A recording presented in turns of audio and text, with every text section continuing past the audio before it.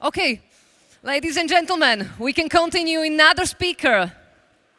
And after Professor Friedman, we can continue with private governance alternatives, specifically free private cities. And who better to discuss this topic with us than Titus Gebel, founder and CEO of Tipolis, a company pioneering new models of urban living through governance innovation and key figure in the establishment of Próspera in Honduras. Titus quite literally wrote a book on free cities. So, ladies and gentlemen, here at LibertyCon in Prague, we are very happy to have Titus join us here in Prague this weekend. So, I hope we've been at the same table yesterday. I'm super happy that you are here. And please, big applause for our next guest, Titus Gebel.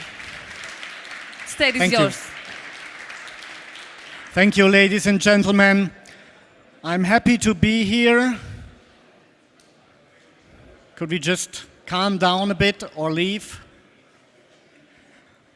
I'm happy to be here. I'm happy to see so many bright, motivated and open people, open to new ideas. If you would follow David Friedman, I'm talking about the political market, right? Exactly, that is my topic. And I've been several times in Prague. We have our own conference here as well. And I'm always, each time I'm overwhelmed of the beauty of this city, and especially if the sun is shining. It's fantastic. So it's giving us all a good mood. And I think I forgot my clicker. Thanks. So we are talking about free private cities and as an operating system for living together. Here's a trigger warning. If you believe that Western representative democracies are the end of history, this presentation might hurt your feelings. So there's still room to go out in a safe space. So what is wrong here in this picture? The small boys is saying, why did you steal my bike? And the bigger boys are saying, we didn't steal it, we created a democracy. As a majority, we have decided that your bike now legally belongs to us. Something is wrong with that, isn't it? I think everybody in this room would say, something is unfair about that. Just because they are two and he's one, they cannot just take away his bike, can't they? Now, would it change if these two would say, we are the majority and you have more money than us, you give us a bit of your money, a portion of your money. It's not really better, or would be also worse. But now let's assume these three elect a representative, each one of them. Each elects one representative to parliament. And then parliament decides that he has to give his extra money to other people, to them. Now it's okay, or that's democracy, right? So problem solved, or not? We come back to that later. Let me tell you about the car parable. Imagine in a parallel universe, there was a country of car lovers. Everybody wanted to have a car, and they can. They call themselves a car democracy. I'll tell you later why. And you can go to a car dealer and say, I want a car, I want to buy a car. If you have saved enough money, you go to the car dealer and say, I want to buy a car. And the car dealer says, yes, in our system you're entitled to buy a car, but I decide about the model, the motorization, interior, color, and the price. And by the way, now that you are here, you must buy. In our universe, you would say, are you crazy? It's my decision, it's my choice. I go to another car dealer. But in the car democracy, people think they have reached the end of history because before there was a car dictator making those decisions, or a car king. And now they have a democratically elected car dealer. And the idea that you choose for yourself for everything of these items is so bizarre, not even intellectuals discuss this. Now let's become a bit more concrete. These are potential misincentives of democratic systems. You don't have to agree with that, but I'm just asking you some questions, and you can think about it. What do you think is the reason that no company in this world is run democratically? If one party promises to eliminate all risk in life and provide free services, while the other party says, you're on your own, I offer freedom and self-responsibility, which party is more likely to be elected? And third, do you think that politicians who enter parliaments and leadership positions tend to take care rather of their own interest or rather of the interest of the voters they represent? Just let it sink in. We come back to that later. Here's an idea that may explain why so many things are not really working in the world of today. And I call this the minimum principle and political cycle. So it's a bit hard to read. So the first one is raising living standard. Almost everyone, really, almost everyone wants to increase their standard of living. Sure, there are some monks who have other ideas of life, but I would say the vast majority of us wants to increase their standard of living. According to the minimum principle, which is an evolutionary principle, they want to achieve this with as little effort as possible. That makes sense, because that brought us all washing machines and dishwashers, and because we do not want to spend a lot of work on that. If you can have it with less work, it's better. And that's a good thing in principle. The problem is that the easiest way is to increase your standard of living is just take away from others. That's the easiest thing, because they have to work and you just take it. Now the problem, or not the problem, the good thing is that most people are not conditioned in a way that they just rob their neighbor or just go into a shop and take things and run away.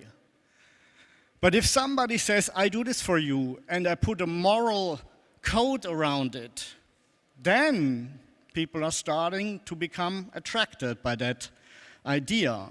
And since the state is the only institution that can take away from others legally, that's the reason why people run to the state to give them benefits, because it's easier than work.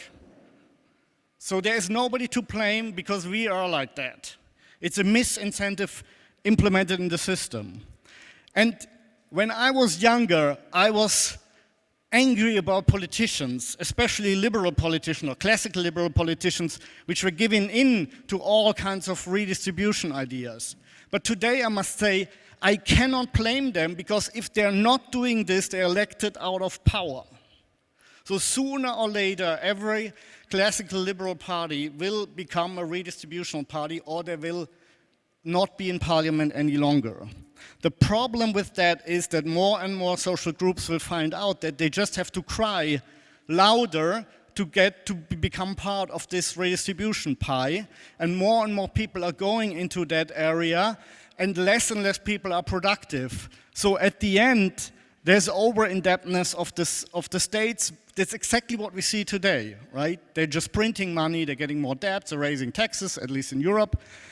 And then you have the final phase, which is kind of bankruptcy, and then system change, radical system change, either like in Argentina, or strong men are coming. The times of the Napoleons is then recommencing. And that's my concern about Argentina. I really like what Milei is doing. I admire that what he has managed without having a majority. But my concern is that after 20 years of wealth, this circle will start anew, even in Argentina. Is this just a crazy idea? Well, this is the portion of government spending in percent of the overall spending of a nation or society. And you can see that the trend is clear, right? It's going up.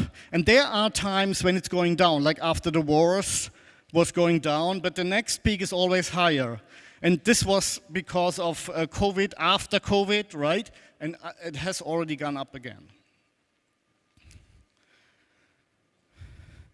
So these observations, which are basically fruit of my own political frustration. I've been in the Classical Liberal Party for many years in Germany, and my observations, and this is the fruit of 30 years of observing and being part of that, I would say, system, leads me to the following thesis. And you might disagree, but it's just what I came up with. I would say every democracy, without exception, eventually ends up in some form of socialism once the majority has realized that they can vote money in their pockets.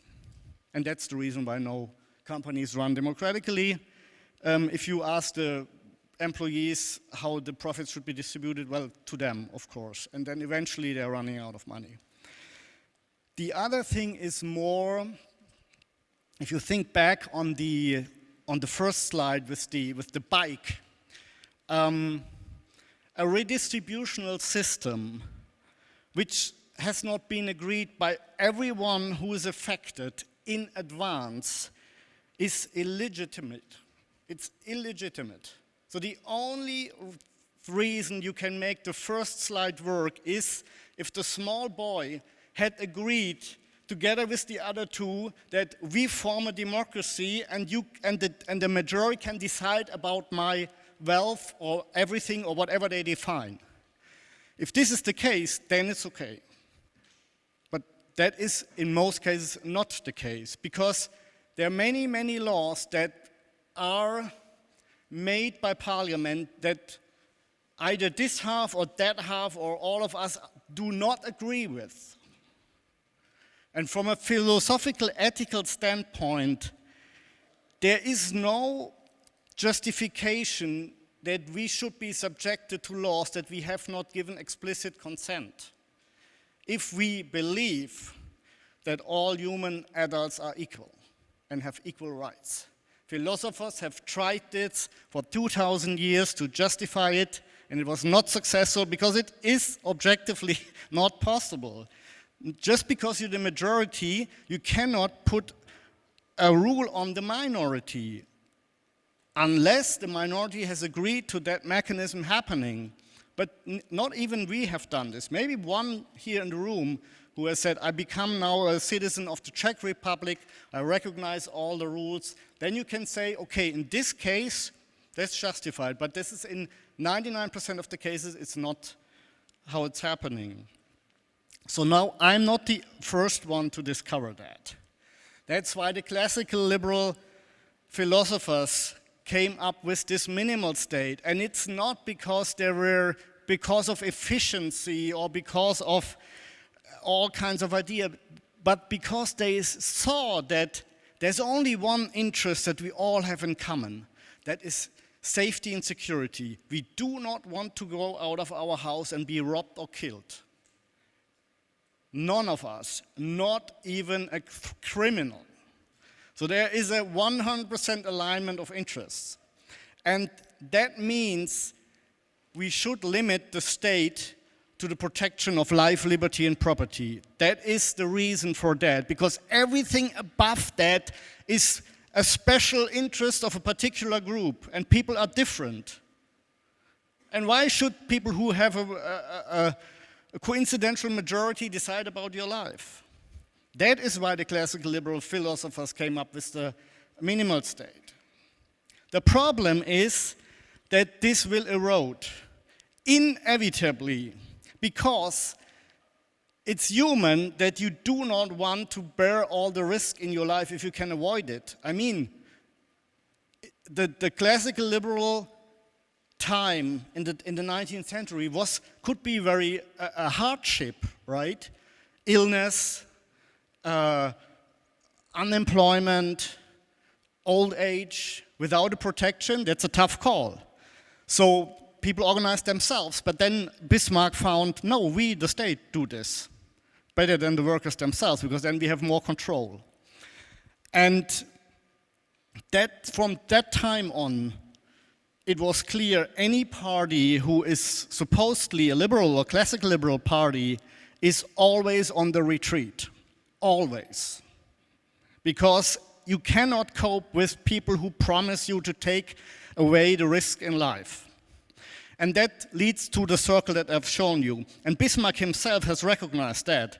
He said a few years before his death, is it possible that our politics, especially the foreign policy he meant, will come to an end when I'm dead? But the welfare state will prevail. Anyone who picks up this idea will take the helm. He didn't say welfare state because they didn't use that expression back then. But he meant that because he's the inventor of that. You know what he called it? What his term was? State socialism. They called that, at that time, they called that state socialism. What we call today the welfare state. Okay, so here's now hope. That was all sad things and unlucky and a bit of frustration. I know that. I had the same feelings, but now there's a solution. Especially you know that the free market is solving a lot of problems. It is the best problem-solving machine we have. And just let's apply that model to the market of living together, or as David put it, the political market. So like somebody wants to bring in a new sort of jam marmalade. You know, not everybody likes cherry marmalade, but other people have other tastes. So recognize that people are different. Not one system fits all. Then acknowledge that the people have the right to a self-determined life. What you think is best for the world is your opinion. I might have a different opinion what is best for the world. And therefore you don't have the right to force your view upon me, even if you have a majority behind you. Sorry to say that. You can dislike me for that, but I'm just the messenger. Participation in any new system must be 100% voluntary, and you have the right to decline this and any other offer, like in the supermarket, like in our car dealerships. Only if these things are fulfilled, we can say, okay, that may work. And here's another historical development which supports a bit that idea. Because for thousands of years, the kings have declared that they are representatives sent directly by God to rule over the people. And for an astonishingly long period of time, people have bought that. Until they didn't any longer. And then the representative of the majority will was the next step. And whereas the king is basically the rule that the ruler decides how I should live. Now we have improved that to that majority or their elected representatives decide how we should live. And the future is government as a service. I decide for myself how I want to live. And sorry to say that, but the model in the middle is not the future. This is the future. And that means we will see a libertarian century. We will see a lot of turn around of existing things. And we will certainly see a phase where, again, the strong men are coming back because the traditional democracy are not working any longer. We are already seeing that to a certain degree. But this is something that's, in a way, unavoidable. Now, my particular answer to that is called a free private city. A free private city is not necessarily a sovereign entity that makes it easier to establish it in the real world, but it has internal autonomy. And the city operator is a service provider, a for-profit company, who says, I'm protecting your life, liberty, and property. There's some infrastructure, and this is what you have to pay for it. It's not a fictional social contract. It's a real, genuine citizen contract, a service contract. And you know what you have to pay and what is it used for. It's impossible that I come a year later and say, by the way, you paid double, but we built a new swimming pool. You said, wait a minute, Titus. My contract doesn't say that. It says I'm paying 1,000 euro per year and there's not 3,000, right? Exactly. And it's voluntary participation that can be ended at any time. If you don't like it any longer or whatever happens that makes you unsatisfied, just leave. No disadvantages.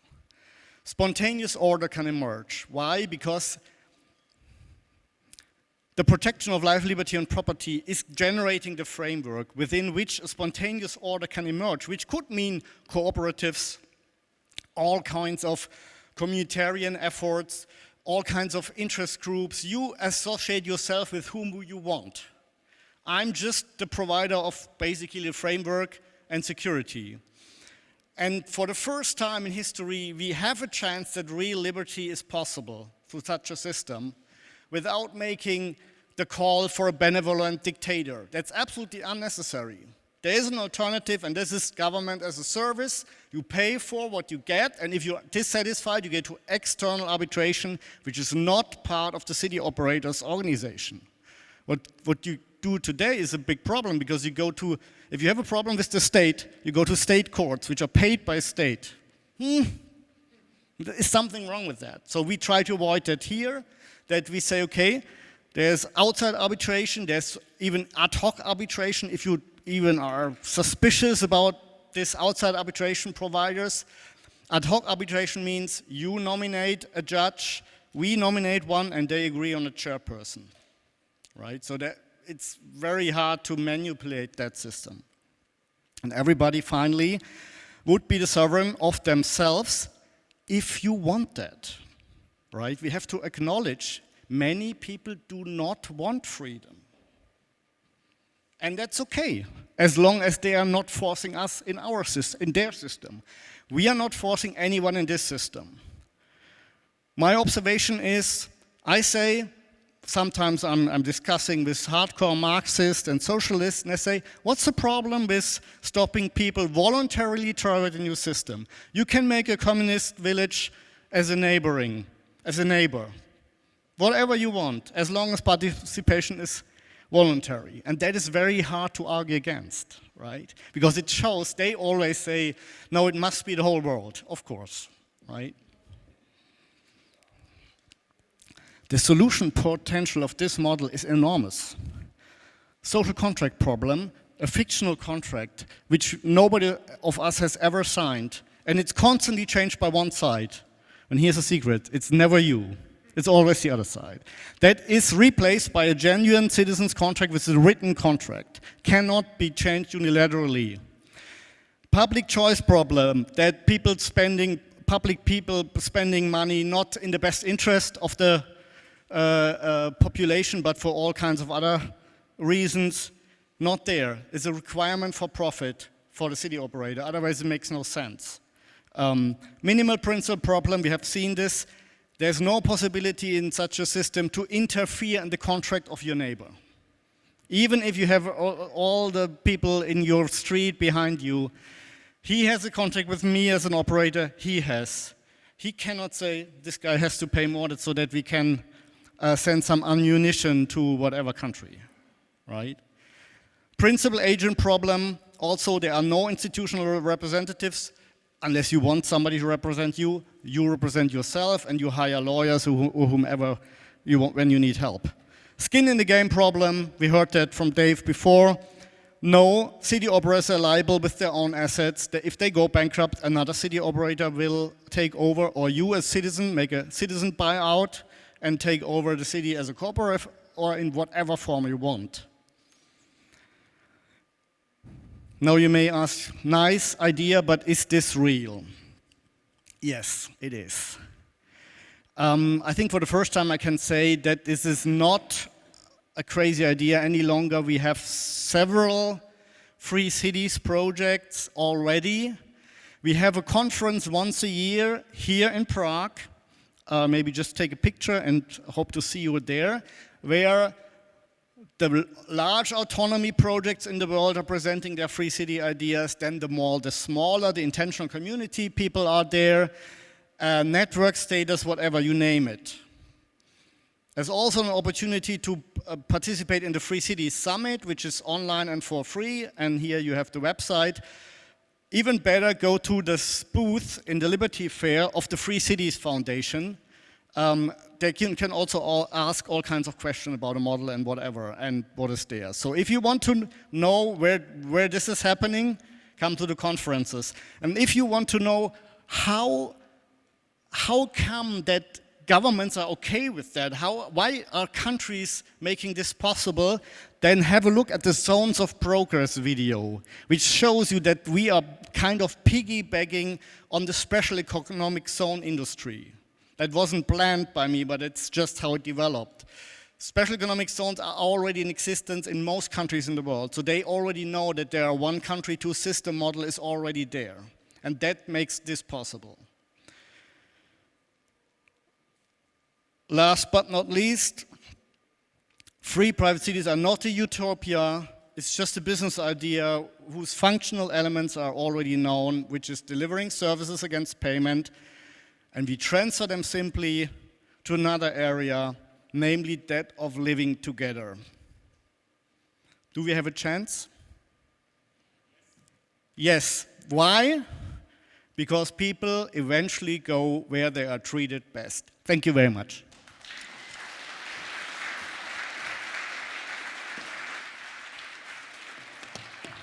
For the great talk here at the LibertyCon. And we wish you best luck in your work. And I think we can see each other at your conference in a few months here in Prague, Free City Conference. So I'm pretty happy to go there. And we wish you best luck to all of you who are looking for like opt-out, for these opt-out options. We are very grateful that we are options to opt out. So before we continue with our conversation, let me remind you, if you want to hear talks in Czech, they are starting now at the Karel English stage. Ak chcete počuť prednášky práve v češtine alebo slovenčine, neviem, kto tam bude, tak práve teraz začínajú vo vedľajšej miestnosti, tej Karel English stage, takže môžete sa presunúť aj tam. But if you want to learn more about the topic of opting out, you are in the right place here in the main stage at LibertyCon, because now we are welcoming on stage Pavel Lupták, a true LibertyCon regular. Pavel Lupták renounced his permanent residency.